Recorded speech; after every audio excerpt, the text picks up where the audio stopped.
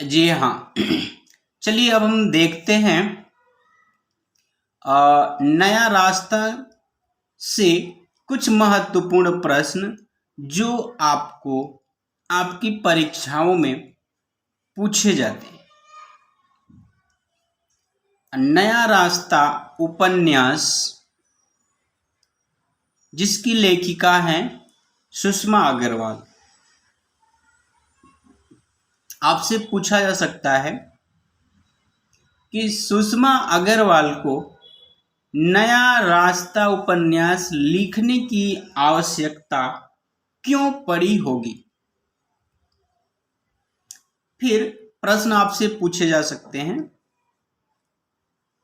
कि इनके मन में या कौन सी बात पढ़कर या जानकर सुषमा अग्रवाल का मन दुखी हुआ और इन्होंने सोचा कि हमें कुछ जो है सकारात्मक कदम उठाना चाहिए और इन्होंने नया रास्ता उपन्यास लिख दिया। तो आप पढ़े होंगे नया रास्ता जब शुरू होता है तो उसमें ये बात बताई जाती है, इन्होंने लिखा कि हम हर रोज अखबार पढ़ते हैं, अखबार पढ़ने की आदत ही है, और इन्होंने देखा कि आए दिन अखबार में यानी न्यूज़पेपर में हर रोज यही खबर छपती रहती है कि यहाँ कुछ लड़कियों ने दहेज के कारण आत्महत्या कर लिया या जला दी गई या उनके साथ बुरा बर्ताव किया जाता है। हर रोज यह खबर सुनने को मिलती है। तो सुषमा अग्रवाल ने इस बात पर विशेष ध्यान दिया और इनके दिल को चोट लगी कि आए दिन ऐसा होता है, क्या इसे रोकने का कोई उपाय है या नहीं, या हम कुछ कर सकते हैं कि नहीं। तो इन्होंने सोचा सकारात्मक कदम, चूंकि एक से हम बोलेंगे तो कोई एक ही सुनेगा, और इन्होंने नया रास्ता उपन्यास लिखा ताकि इसे पढ़कर युवाओं में जागरूकता आएगी और हो सकता है कि यह जो समस्या है कल धीरे धीरे यह समस्या समाप्त हो जाए, क्योंकि आज के बच्चे ही कल के भविष्य हैं। और जब इनके मन में यह बात, यह भावना जागरूक हो जाएगी कि दहेज लेना देना और दहेज के कारण लोगों यानी लड़कियों को सताना कानूनी सामाजिक अपराध है और हमें ऐसा नहीं करना चाहिए। और कहने और जानने की बात क्या है, बिल्कुल यह बात गलत है, क्योंकि हम दूसरे के साथ करते हैं जो व्यवहार, एक बार हमें यह बात सोचनी चाहिए कि ऐसा ही व्यवहार अगर हमारे साथ होता तो हमें कैसा लगेगा। खैर, तो ये बात रही नया रास्ता की जो पात्र हैं उनका चरित्र चित्रण आपसे पूछा जा सकता है कि मीनू का चरित्र चित्रण कीजिए, मीनू के पिता का चरित्र चित्रण पूछा जा सकता है, और भी इस तरह इसमें जितने भी महत्वपूर्ण पात्र हैं आप उनका नाम और उनके बारे में कुछ उनकी विशेषताएं तो जरूर जान लीजिए, क्योंकि आपको लिखना पड़ेगा। और फिर आपसे महत्वपूर्ण प्रश्न ये बनेंगे कि मीनू को देखने के लिए कौन कौन आए थे, मीनू के पिता ने अपने घर आने वाले मेहमानों की किस प्रकार तैयारी किए थे या तैयारी किया था। इसके बाद सरिता और मीनू में क्या क्या समानताएं थी, अमित की मां ने मीनू को नापसंद क्यों कर दिया,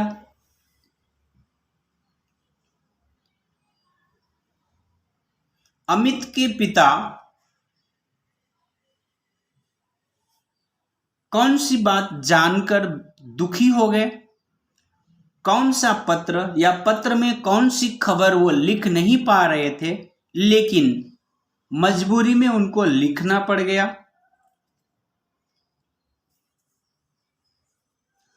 फिर इस पाठ से ये महत्वपूर्ण प्रश्न बनता है कि कौन सी स्थिति ऐसी आती है जब माता पिता जिस बच्चे की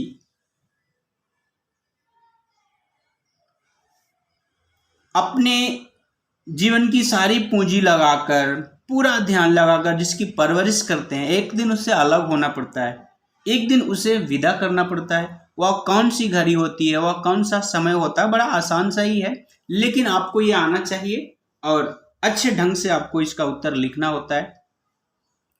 मीनू ने अपने विवाह के समय कौन से खर्चे बचाए और उस बचे हुए पैसे का उसने कहाँ पे या किसके लिए प्रयोग किया? एक बार ये तो चूंकि हो गया अंत का। मीनू और उसकी सहेलियां एक बार हॉस्टल में बैठे बैठे बात कर रही थी। कहाँ जाने की उनकी तैयारी थी? इस तरह के प्रश्न आपसे पूछे जाएंगे।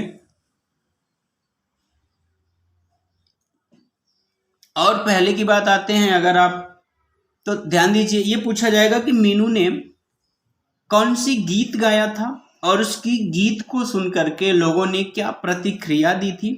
प्रतिक्रिया मतलब रिएक्शन। मीनू ने कौन से मौके पर गीत गाया और उसकी गीत को सुन करके लोगों को कैसा लगा। फिर मीनू आगे आता है, आगे के चैप्टर में, कि मीनू को जब एक बार बाजार से कुछ खरीदारी करनी थी तो मीनू जो है क्या खरीदने गई थी, उसे कितनी साड़ियां खरीदनी थी और किसके लिए खरीदनी थी, ये आपसे प्रश्न पूछे जाते हैं। एक प्रश्न और ये बनेगा कि मीनू ने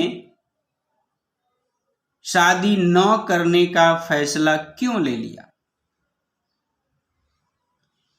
या मीनू ने किस प्रकार सिद्ध कर दिया कि लड़कियां किसी भी क्षेत्र में लड़कों से कम नहीं है। या पूछा जा सकता है कि नया रास्ता उपन्यास के शीर्षक की सार्थकता स्पष्ट कीजिए। मतलब कि जो ये टाइटल है नया रास्ता, यह कितना सही है और किस प्रकार यह सही सिद्ध होता है, ये आपसे कुछ प्रश्न पूछे जाएंगे।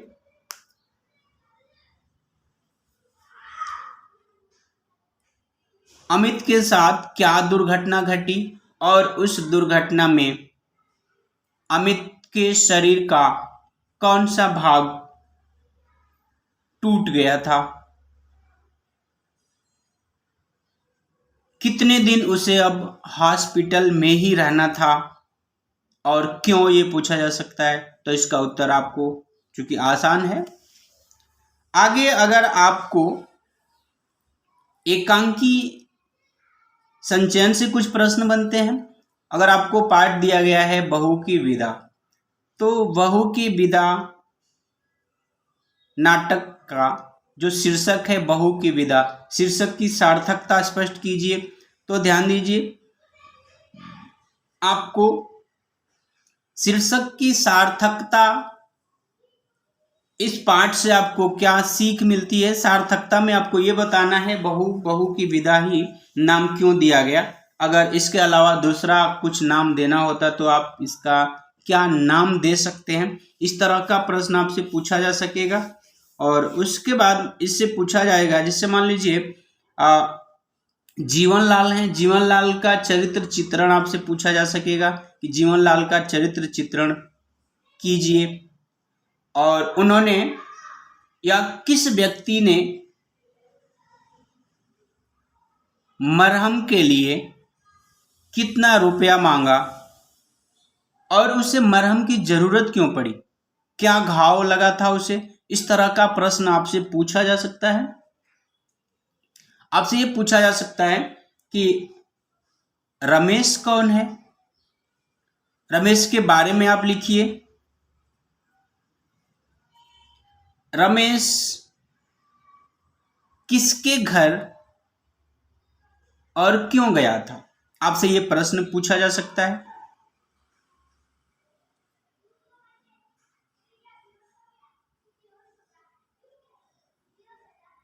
रमेश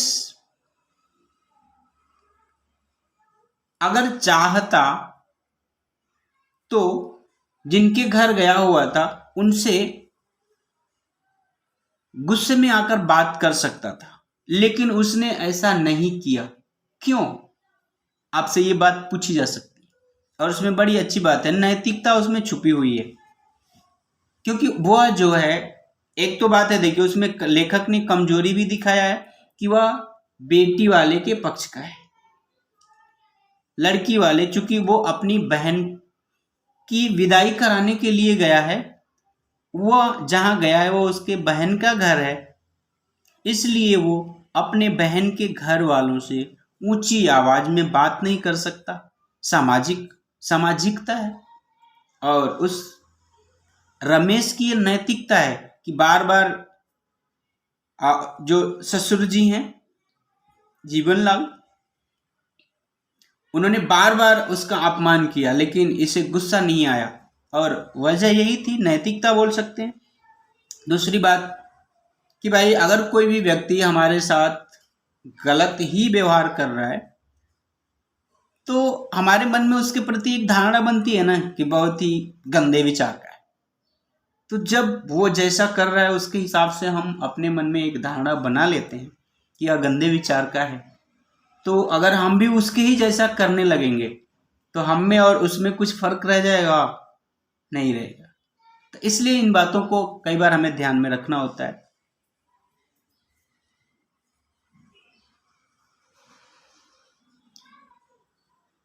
बहू की विदा, आपसे कई बार देखिए इसमें प्रश्न बनेगा, और इससे बहुत महत्वपूर्ण प्रश्न कि हमने कई सारे वीडियो बनाए हैं, इसलिए मैं इस पर और ज़्यादा समय नहीं ले रहा हूँ। आगे मैं आपसे कुछ बता दूं। अगर देखिए महाभारत की एक साँझ कई लोगों को बाय द वे समझ में आया है, कई लोगों को नहीं आया हो।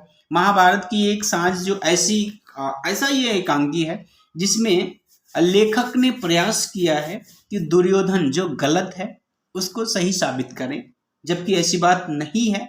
दुर्योधन गलत था और इसलिए उसकी हार हुई। उसने लाख प्रयास किया, बहुत से योद्धा उसके साथ रहे जो वचनबद्ध थे, इसलिए उसका साथ निभाए। उसके पीछे बहुत सारी बातें हैं, कम समय में आपको नहीं मतलब समझाना मुश्किल होगा, आप समझ भी नहीं पाएंगे, क्योंकि एक बात को समझाने के पीछे कई सारी 4-5 कहानियां बतानी होती हैं, तो आपको अच्छे से समझ में आता है। तो ध्यान दीजिएगा कि दुर्योधन की हार इसीलिए हुई क्योंकि वो अन्याय के रास्ते पर था, और कोई भी व्यक्ति जब गलत करेगा तो गलत की जीत नहीं होती है, कभी भी नहीं होती है। और महाभारत के युद्ध में आप ये समझ लीजिए भगवान श्री कृष्ण पांडवों के साथ थे, तो जिनके साथ भगवान हो उसकी हार कभी हो सकती है? कभी नहीं हो सकती। और जो गलत होगा भगवान उसका साथ देंगे? कभी नहीं दे सकते। इसलिए ध्यान दीजिएगा, कोई कितना भी बलवान हो, देखिए कौरवों की सेना पांडवों की सेना के कई गुना अधिक थी। कौरवों की सेना में बड़े बड़े महारथी थे, बड़े बहुत ही वीर थे जो कभी हारने वाले नहीं थे, फिर भी वे हार गए। क्यों? क्योंकि वे गलत थे। इसलिए ध्यान दीजिए कि भगवान सत्य का साथ देते हैं। सत्य के रास्ते पर चलने वाला व्यक्ति अगर कमजोर भी है ना, तो जीत उसी की होती है, क्योंकि भगवान सत्य का साथ देते हैं। और अप्रत्यक्ष रूप से भगवान श्री कृष्ण ने पांडवों का भरपूर सहयोग किया था, इसलिए पांडवों की जीत हुई और वे सत्य के रास्ते पर थे। गदा युद्ध में दुर्योधन भी बड़ा योद्धा था। दुर्योधन गदा युद्ध में जल्दी नहीं हार सकता, लेकिन उसके पास उसकी एक कमजोरी थी कि उसके जांघ पर अगर गदा मारी जाए तो वो गिर जाएगा, धराशायी हो जाएगा, क्योंकि वहां उसकी कमजोरी थी। और भीम ने भगवान श्री कृष्ण के इशारे पर ऐसा ही किया, जिसकी वजह से दुर्योधन मारा गया। और चूंकि गलत करने वाला तो कभी भी मारा ही जाएगा, भले ही थोड़ी देर हो जाए, क्योंकि भगवान सुधरने का कई मौका देते हैं। इसीलिए कि बाद में कोई या ऐसा ना लगे कि हमें समय नहीं मिला या हमें पता नहीं था, इसलिए दुर्योधन को भी ना कई बार मौका मिला सुधर जाने का, अपनी गलतियों का एहसास कर पांडवों के साथ न्याय करने का, लेकिन उसने नहीं किया और अंत में उसकी बुरी दशा हुई, हार गया, बुरी तरह हारा अपमानित होकर के। और चूंकि उसे लड़ने के लिए पांडवों ने प्रेरित इसलिए किया क्योंकि दुर्योधन को पहले भी कई मौके मिले कि सुधर जाओ, और उसने यह बात माना भी कि ठीक है आगे ऐसा नहीं होगा, लेकिन छुप करके उसने उससे भी बड़ा घात किया, विश्वासघात किया, धोखा किया। इसलिए इस बार पांडवों ने सोचा कि अब इसे और मौका देने का कोई मतलब नहीं बनता, और उस समय उसके साथ लड़े भी बड़े न्यायिक तरीके से। पांडवों ने यह भी कहा कि भाई हम 5 में से तुम जिसके साथ लड़ना चाहते हो लड़ो, हम कोई एक ही तुम्हारे साथ लड़ेगा, पूरे लोग मिलके नहीं लड़ेंगे। और चुनाव भी दुर्योधन ने ही किया था कि ठीक है हम गदा युद्ध लड़ेंगे। तो गदा युद्ध में चूंकि भीम परांगण थे, उन्होंने लड़ा और भीम के हाथों दुर्योधन की मृत्यु हुई।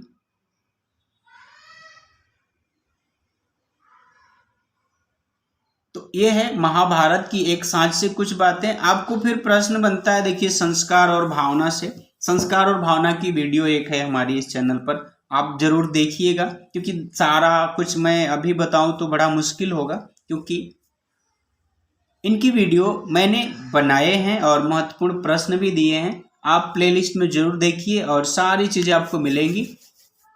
आप देख रहे हैं Hindi classes bye Umesh sir, आपके हर चैप्टर की वीडियो है हमारे चैनल पर, आप जरूर देखिए। आप एकांकी की एक प्लेलिस्ट अलग है, नया रास्ता की अलग है।